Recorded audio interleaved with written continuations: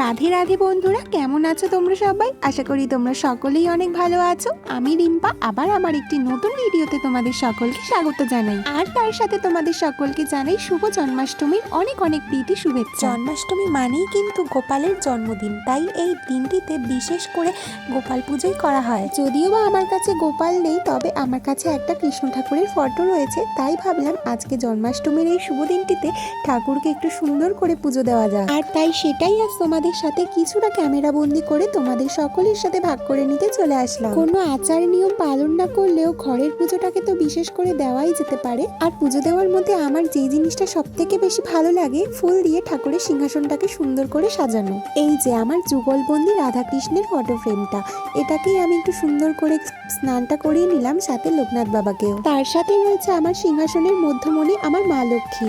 মা লক্ষ্মীকেও সুন্দর করে একটু গাটা মুছিয়ে নিলাম। ফুল দিয়ে সিংহাসন সাজাতে ভালো লাগলেও আজ যদিও বা বিশেষ করে আমি বেশি ফুল পাইনি। আর এখন কিন্তু শিব ঠাকুরকেও একটুখানি স্নান করিয়ে নিলাম গঙ্গা জল দিয়ে। যতটা ফুল পেয়েছিলাম তার সমস্ত দিয়ে সিংহাসনের সমস্ত ঠাকুরকে একটুখানি সাজিয়ে দিয়ে এইবার চলে আসলাম ভোগ নিবেদন করতে। আজ জন্মাষ্টমী উপলক্ষে কিন্তু তালের বড়াটা চাই। জন্মাষ্টমী মানেই তালের বড়া, মালপোয়া আরো ইত্যাদি অনেক অনেক জিনিস। তাই আজকে ঠাকুরকে এতটুকুই সেবা দিতে পারলাম। চলো, ঠাকুরকে তো ভোগ নিবেদন করেই দিয়েছি, এইবার জাস্ট একটু আরতিটা করে নিলেই আমার পুজো দেওয়াটা কিন্তু অনেকটাই হয়ে যাবে। আজকের এই ছোট্ট সুন্দর ভিডিওটা করতে কিন্তু আমার মেয়ে আমাকে অনেকটাই হেল্প করেছে।